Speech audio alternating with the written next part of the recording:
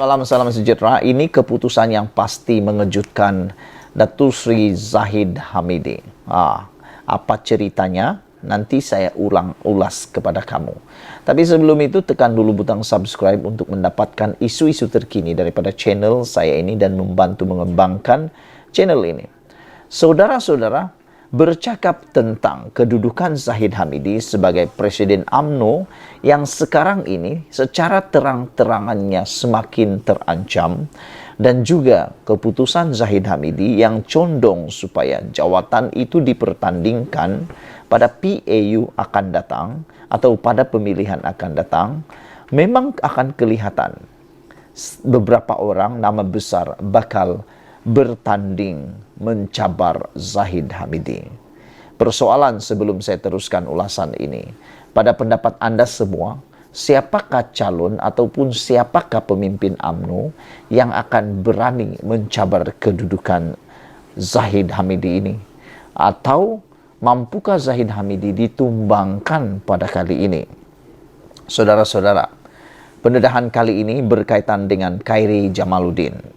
Apabila Khairi Jamaluddin mengumumkan beliau kini berada menjadi ahli UMNO di bahagian Sungai Buloh, di mana tempat beliau kalah baru-baru ini. Khairi Jamaluddin mengatakan bahwa beliau bukan calon cipsmo. Beliau bukan orang yang hanya bertanding dan begitu saja, hilang begitu saja. Kalah, sudahlah kalah, lari lagi dari tempat itu. Khairi kata dia bukan seperti itu. Khairi kata dia akan tetap di Sungai Buloh sehingga PRU 16 akan datang, dan beliau mengharapkan beliau akan menang di tempat itu. Berita buruknya ialah Khairi Jamaluddin bukan lagi ahli parlimen.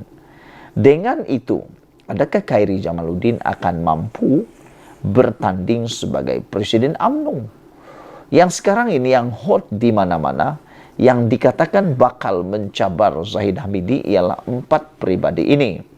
Yang pertama ialah Khairi Jamaluddin, kedua Ismail Sabri Yaakob, yang ketiga Hishamuddin Tun Hussein yang baru-baru ini menyatakan pendiriannya untuk tetap bersama dengan UMNO, dan isyarat jelas daripada Hishamuddin ialah apabila beliau katakan beliau akan berusaha memperkemas, memperbaiki UMNO.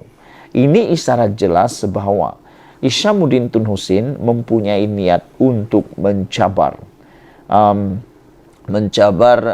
kedudukan Presiden UMNO. Kerana kalau Hishamuddin Hussein tidak menjadi Presiden UMNO, bagaimana mungkin beliau dapat memperkemas UMNO itu? Dan pribadi yang keempat yang bakal bertarung merebut kerusi Presiden UMNO ialah Tokmat sendiri. Walau bagaimanapun kita belum mendengar apa-apa yang dikatakan oleh Zahid, sama ada beliau akan bertanding terus ataupun beliau tidak akan bertanding sebagai Presiden UMNO. Tetapi sebagai peneliti politik, saya merasakan Zahid Hamidi akan mengekalkan atau dia akan tetap bertanding jawatan Presiden UMNO. Dan adakah beliau akan menang? Saya fikir Zahid Hamidi mempunyai peluang 50-50, menang atau kalah itu bergantung kepada pilihan akar umbi UMNO. Saudara-saudara, persoalan besar pada malam ini ialah perpindahan Khairi Jamaluddin ke Sungai Buloh. Adakah itu adalah menjadi isyarat bahwa KJ akan bertanding timbalan Presiden UMNO? Kerana untuk bertanding Presiden UMNO perlunya jawatan ahli parlimen. Jadi Khairi bukan ahli parlimen. Adakah dia akan bertanding sebagai timbalan Presiden UMNO? Dan siapa yang akan bertanding Presiden UMNO? Serentak dengan meningkatnya petunjuk akhir-akhir ini bahwa Hishamuddin Hussein bakal menawarkan diri bertanding jawatan Presiden UMNO pada pemilihan parti tahun depan, Khairi Jamaluddin pula menyusul dengan tindakan menukar keahliannya daripada UMNO bahagian Rembau ke Sungai Buloh pula. Dengan pertukaran keahlian itu bermakna Khairi atau KJ turut kehilangan jawatan timbalan Ketua UMNO bahagian Rembau yang disandangnya sekarang. Ketua UMNO bahagian Rembau ketika ini ialah Muhammad Hassan yang juga merupakan timbalan Presiden UMNO serta baru-baru ini dilantik sebagai Menteri Pertahanan. Pada PRU 15 lalu, KJ yang telah menjadi ahli Parlimen Rembau selama 3 penggal telah tidak diberi kerusi untuk bertanding, sehingga beliau terpaksa berusaha sendiri mencari kerusi untuk dirinya dengan mendapat laluan daripada MIC untuk bertanding di Sungai Buloh. Beliau bagaimanapun tewas di Sungai Buloh dengan calon PH R. Ramanan dengan kekurangan undi sebanyak 2.693. Kerusi Rembau sebaliknya ditandingi oleh Muhammad Hassan yang lebih awal daripada itu meminta kepada KJ agar memberi laluan kepada beliau untuk bertanding di kerusi itu.